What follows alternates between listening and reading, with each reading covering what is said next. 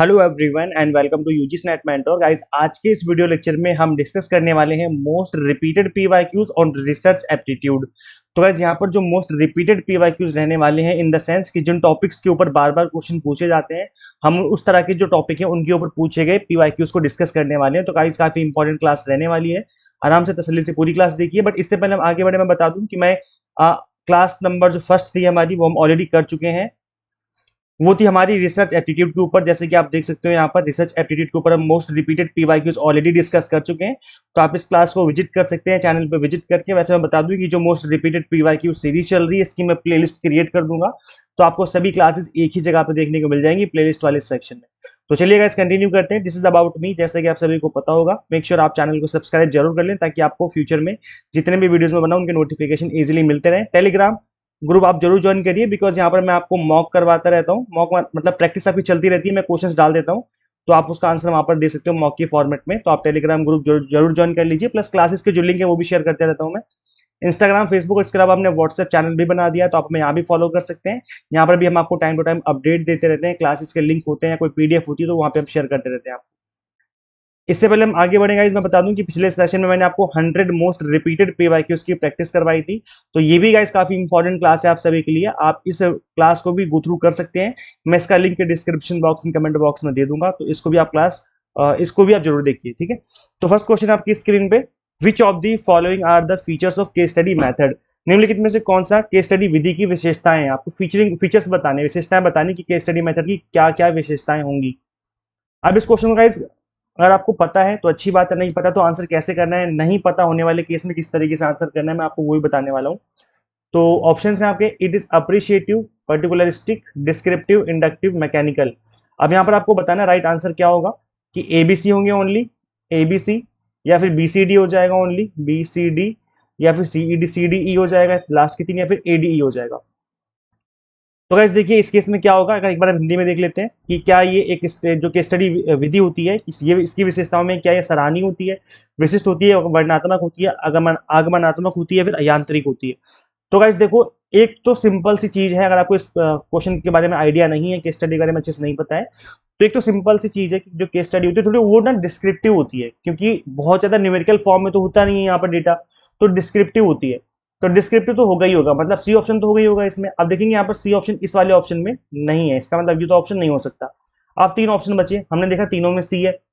फिर एक चीज और हमने देखी कि जो केस स्टडी होती है वो पर्टिकुलरिस्टिक होती है, मतलब एक ही चीज के ऊपर स्टडी की जाती है, एक विशिष्ट होती है, मतलब एक ही टॉपिक पे स्टडी की जाएगी। ऐसा नहीं कि अगर आप केस स्टडी कर रहे हो तो उसमें 10 तरह की चीजें पढ़ रहे हो, एक केस उठाया जाएगा और उसी की केस स्टडी की जाएगी।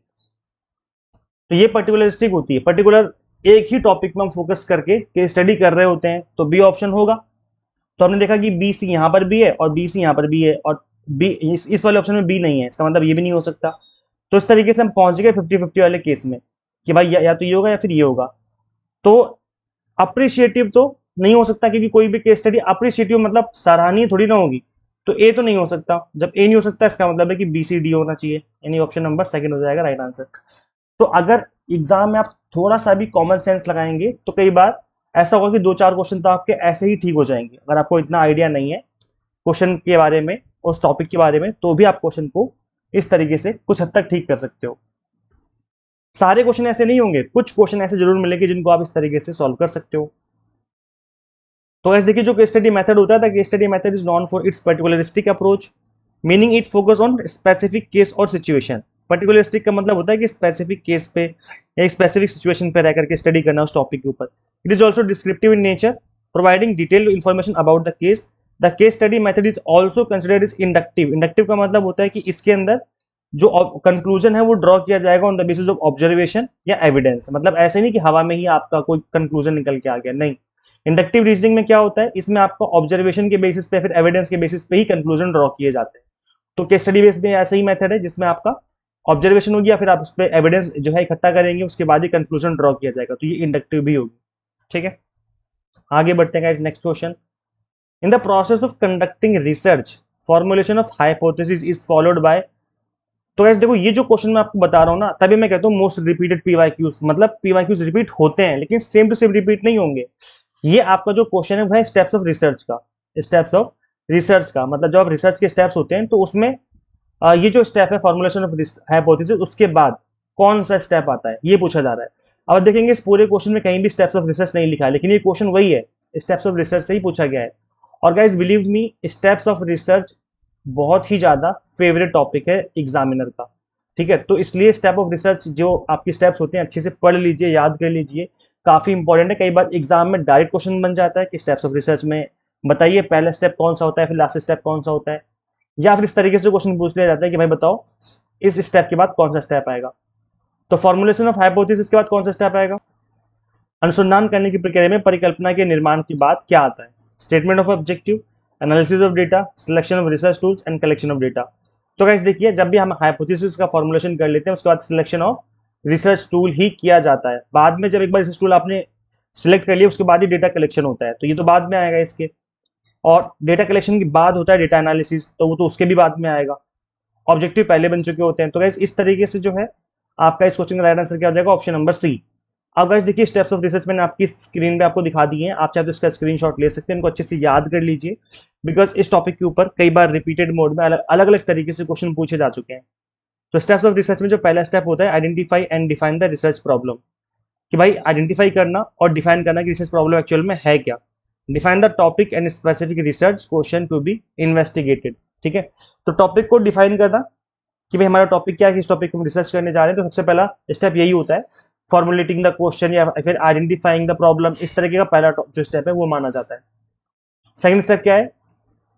सेकंड स्टेप होता है रिव्यू लिटरेचर, जो भी पहले स्टडी हो रखी है किसी रिसर्च फील्ड में उसकी स्टडी करना कि पहले इस टॉपिक पे क्या रिसर्च ऑलरेडी हो रखी है। So examine existing literature studies and articles to understand the current knowledge base, भाई पहले कितनी स्टडी हो रखी है उसको समझना सीखना। फिर आता है फॉर्मुलेट हाइपोथेसिस। अभी कोई गाइस जो क्वेश्चन में आपसे ये पूछा हुआ था कि फॉर्मुलेट हाइपोथेसिस के बाद क्या आता है, तो इसमें क्या होता है, हाइपोथेसिस क्रिएट करने का मतलब होता है कि आपने एक क्लियर और टेस्टेबल हाइपोथेसिस बना दी, एक स्टेटमेंट लिख दी है जिसको टेस्ट किया जाना है। जैसे मैं एग्जांपल हमेशा देता हूँ कि क्या पैरासीटामोल कोरोना पे असर करेगी, जो कोरोना आया था कुछ टाइम, पैंडेमिक जो आया था। तो ये जो स्टेटमेंट मैंने बना दी है कि पैरासीटामोल जो है कोरोना पे असर करती है, तो ये स्टेटमेंट है। अब इसको इसी को टेस्ट किया जाएगा कि ये बात सही है गलत है। तो इस तरह की जो फॉर्मुलेशन हम करेंगे उसको कहा जाएगा फॉर्मुलेशन ऑफ हाइपोथेसिस। क्वेश्चन जो हम क्वेश्चन क्रिएट कर रहे हैं कि भाई क्या पैरासीटामोल असर करती है, इसी को टेस्ट किया जाता है हमारी रिसर्च में। उसके बाद आता है हाइपोथेसिस हमने क्रिएट कर दी, उसके बाद नेक्स्ट स्टेप क्या होता है, क्रिएट अ रिसर्च डिजाइन। अब गाइस जो रिसर्च डिजाइन है ना, इसी के अंदर ही हम सिलेक्शन करते हैं रिसर्च टूल का, क्योंकि कंप्लीट ब्लूप्रिंट होता है कि हम किस तरीके से रिसर्च करने वाले हैं। भाई हम क्वालिटेटिव डेटा पे स्टडी करेंगे, क्वांटिटेटिव पे स्टडी करेंगे, या फिर मिक्स मेथड अपनाने वाले हैं। तो जो हमारी मेथोडोलॉजी रहने वाली उसके बारे में हम बात करते हैं रिसर्च डिजाइन के अंदर। और इसी के अंदर आते हैं रिसर्च टूल्स, जो कि हमारा इस क्वेश्चन में गिवन भी था कि जो आपका research hypothesis formulation of hypothesis है उसके बाद क्या आएगा, तो ये आ जाएगा सिलेक्शन ऑफ रिसर्च टूल्स। मतलब रिसर्च डिजाइन जो है इसके बाद किया जाता है, जिसके अंदर आपका रिसर्च टूल जो है एक इसका एक पार्ट होता है। ठीक है, फिर नेक्स्ट स्टेप क्या आ जाएगा, कलेक्शन ऑफ डेटा। एक बार आपने रिसर्च टूल बता लिए, समझ लिया कि क्या ब्लूप्रिंट रहने वाला है, कैसे स्टडी करने वाले हैं, फिर डेटा कलेक्ट करेंगे, फिर एनालाइज करेंगे, फिर कंक्लूजन ड्रॉ करेंगे, फिर रिपोर्ट राइटिंग होगी। तो ये तो स्टेप्स लास्ट वाले बहुत आसान होते हैं, ये तो एक के बाद एक आप आराम से इनको सीख ही सकते हैं ना। चलेगा next question, which one of the following is not a plagiarism detection software, कौन सा नहीं है, आपको बताने कौन सा नहीं है। तो निम्नलिखित में से कौन सा साहित्यिक चोरी का पता लगाने वाला एक सॉफ्टवेयर नहीं है? ड्रिल बिट, टर्निटिन, क्विलबॉट, ये गाइस तीनों होते हैं। और इनफैक्ट टर्निटिन तो काफी ज्यादा फेमस भी है मार्केट में, आई थिंक इस बारे में आपको आइडिया भी होगा। शोध गंगा नहीं है, बिकॉज ये एक रिजर्वॉयर है किस चीज का, एक ऑनलाइन प्लेटफॉर्म है किस चीज का, जहां पे आपको थीसिस मिल जाती है। ठीक है, तो वैसे बहुत बड़ा प्लेटफॉर्म है शोध गंगा।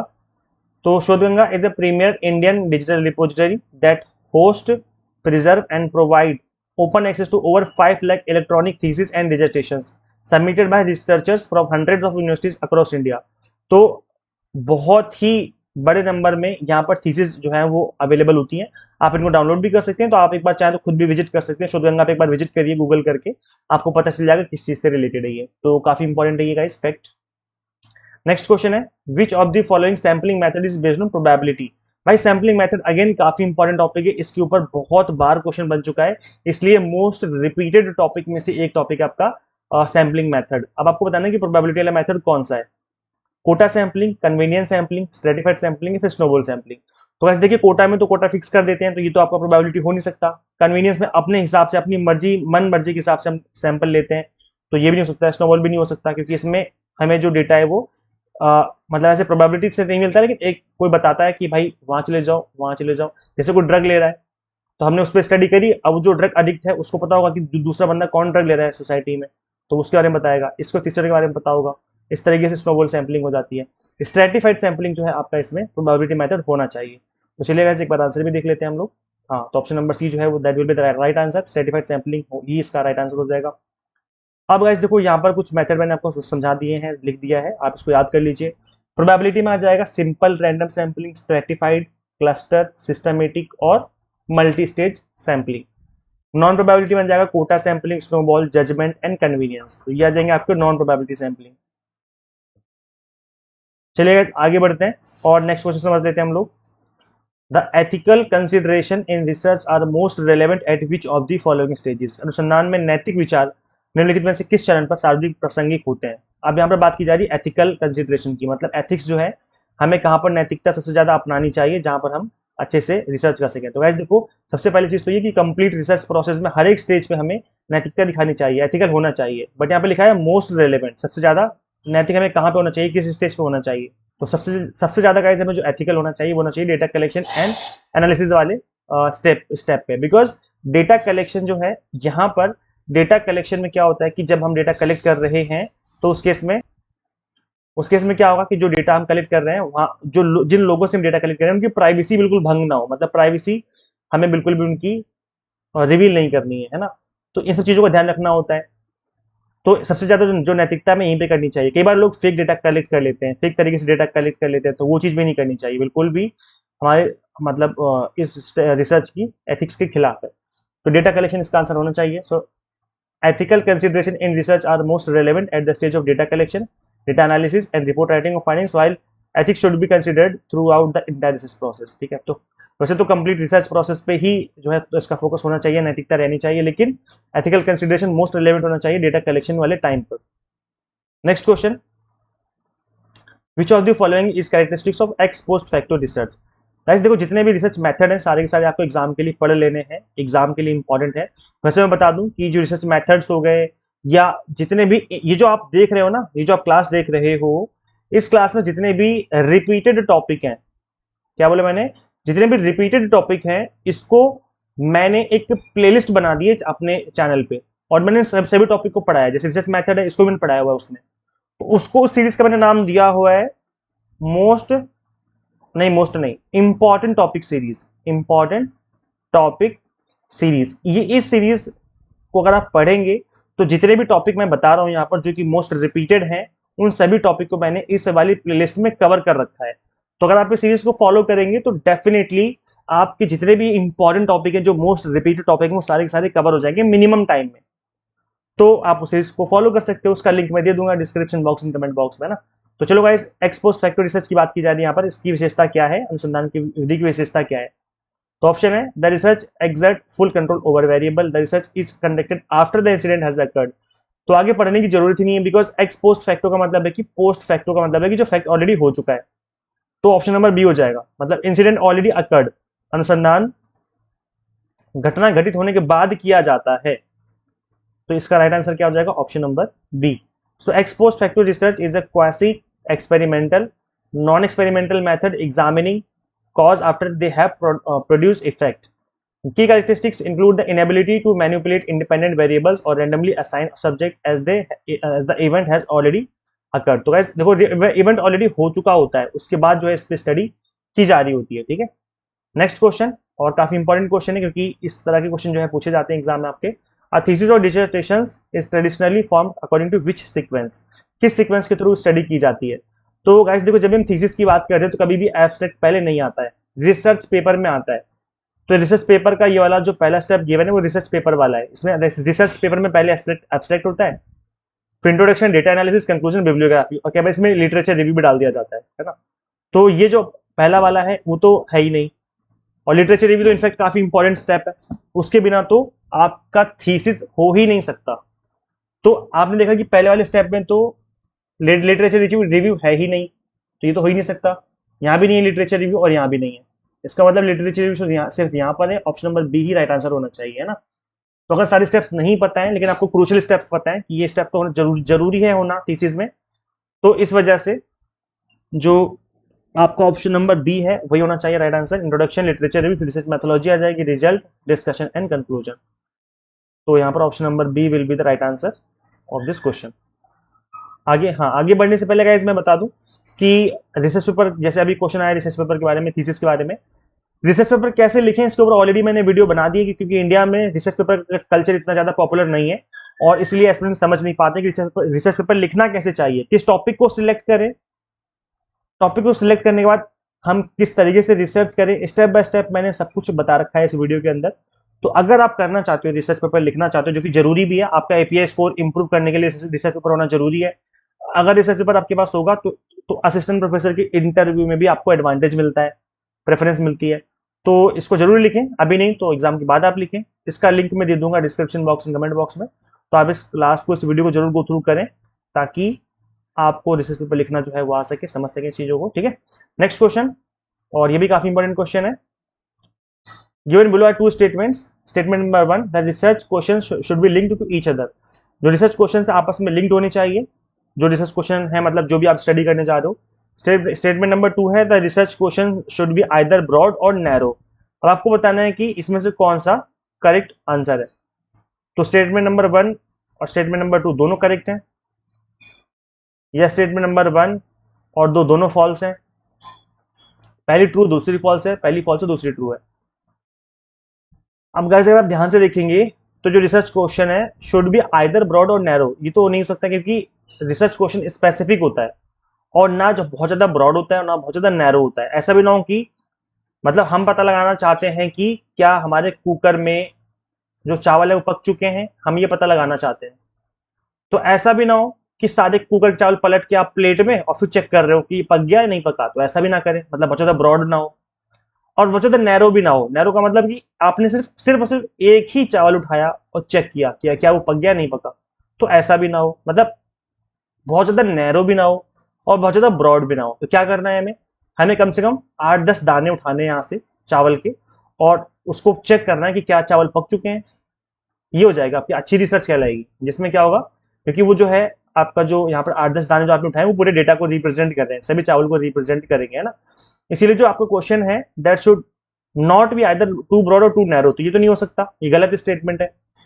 तो इस केस में फिर ये, क्योंकि स्टेटमेंट नंबर जो 2 है वो फॉल्स है ना, तो फिर ये नहीं हो सकता आपका।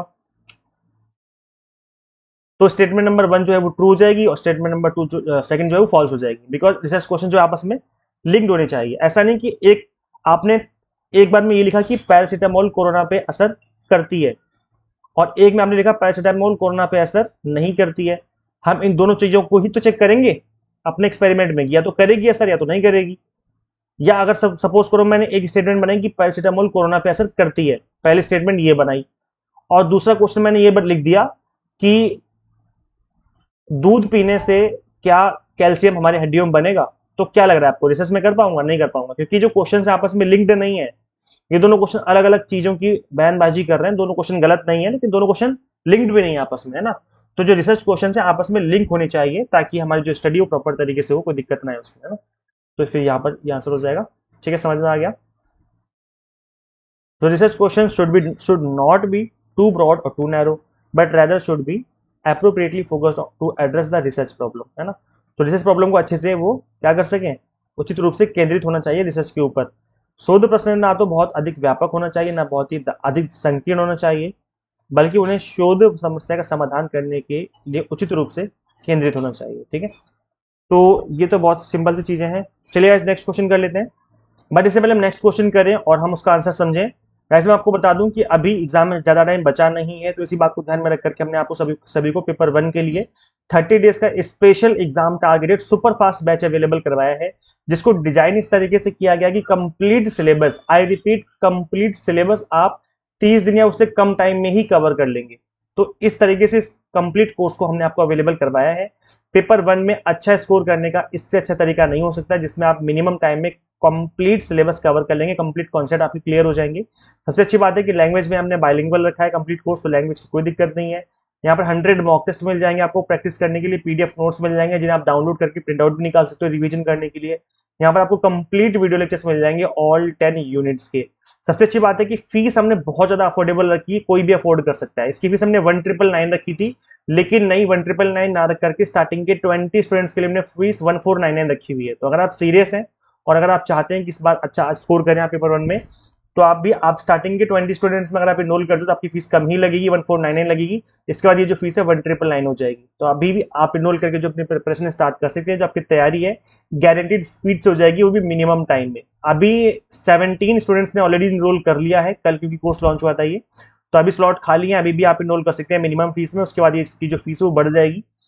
तो गाइस देखो, पेपर 1 के अलावा हम आपको कॉमर्स, मैनेजमेंट, पॉल साइंस भी पढ़ाते हैं। अगर आप इंटरेस्टेड है तो आप इसमें भी इनरोल करके जो अपनी तैयारी है वो स्टार्ट कर सकते हैं। तो गाइस करना क्या होगा, आपको सिंपली गूगल प्ले स्टोर से आपको एग्जाम मेंटर ऐप इंस्टॉल कर लेनी है। अगर आप iOS यूजर हैं तो उसका लिंक हमने अलग से description box and comment box में आपको अवेलेबल करवा दिया है, ठीक है। तो चलिए गाइस, अब हम आते हैं अपनी क्लास पर, आगे कंटिन्यू करते हैं। क्वेश्चन आपका, what is the main purpose of literature review in research. Literature review का मेन पर्पस होता क्या है, क्यों किया जाता है लिटरेचर रिव्यू। शोध में साहित्य समीक्षा का मुख्य उद्देश्य क्या होता है, to show how many books the researcher has read, ऐसा नहीं है। To identify gap in existing knowledge, बिल्कुल ऐसा ही है। To provide summary of data collected, नहीं। The list of reference for the thesis, नहीं। ये सब तो करना ही होता है, ये भी करना होता है। थीसिस में आपको रेफरेंस देना पड़ता है कि आपने क्या पढ़ा है, और आपको रिसर्चर को बताना भी होता है कि हमने कितनी कितना चीजें पढ़ी, तो आपको करना ही पड़ेगा। लेकिन जो मेन एम होता है, जो मेन हमारा पर्पज होता है, देखो लिखा भी, मेन पर्पज जो हमारा होता है वो ये होता है कि आइडेंटिफाई करना, उस गैप को पता लगाना कि इस पर्टिकुलर टॉपिक के ऊपर पहले कितनी स्टडी हो चुकी है और क्या अभी तक पता नहीं लगाया गया है इस रिसर्च, इस टॉपिक के ऊपर। तो हम वो पता लगाने की कोशिश करते हैं, आइडेंटिफाई करना गैप्स। तो यहाँ पर option number B will be the right answer. मौजूदा ज्ञान में कमियों की पहचान करना और फिर उसको ध्यान में रख करके अपनी स्टडी करना और उसको ओवरकम करना। नेक्स्ट क्वेश्चन है, in which of the following research methods manipulation and control of variables and randomisation of sample are two of the basic requirement. ध्यान से सुनना, निम्नलिखित में से किस शोध विधि में चरों का हेरफेर और नियंत्रण तथा प्रतिदर्श का यच्छादीकरण को दो मूलभूत आवश्यकताएं हैं।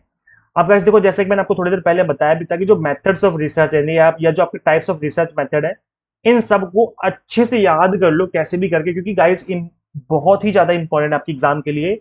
एक ना एक क्वेश्चन आपको 100% देखने को मिलेगा ही मिलेगा, डायरेक्ट या फिर इनडायरेक्ट तरीके से रिसर्च मेथड पे क्वेश्चन तो पूछा ही जाता है।